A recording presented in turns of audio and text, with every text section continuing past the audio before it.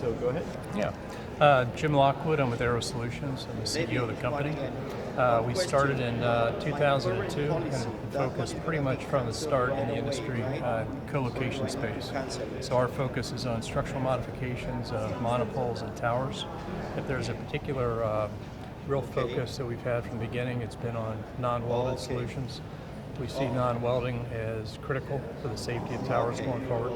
But we've completed about 4,000 monopole and tower reinforcements over the past 13 years. What trends are you seeing in the industry? How are you guys, what part are you playing in? Yeah. The trends we're seeing is primarily the towers are getting more and more loaded. There's certainly a labor shortage. We've been in the design build side of the business up until about 12 months ago, in which case we moved into products and engineering of these reinforcements and are relying on crews that are out there self-performing the work. And we think the training of the crews is really important in the modification process. We're also seeing some trends, particularly at this conference with the FAA approval of drones. We find that really interesting for inspections. A really solid inspection is critical for a tower modification. Can't say I'm convinced that a drone is going to get the level of detail that we need for a modification, particularly on towers that have been previously modified.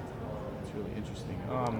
So yeah, I guess tell me about the challenges, maybe even with the drones more so.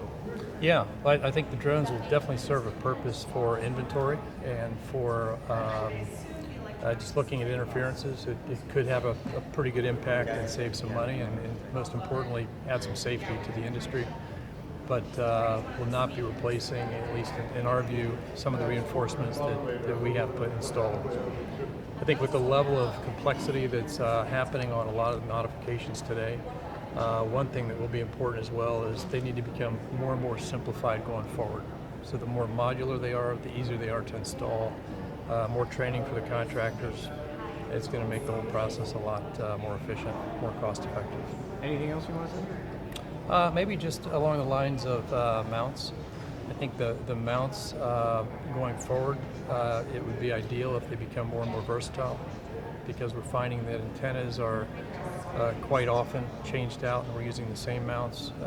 As many are aware in the industry, the existing mounts are being overloaded. So new mounts, as they get put on, I think the more flexibility they have, the more capacity they have, it'd be a very good investment. Perfect.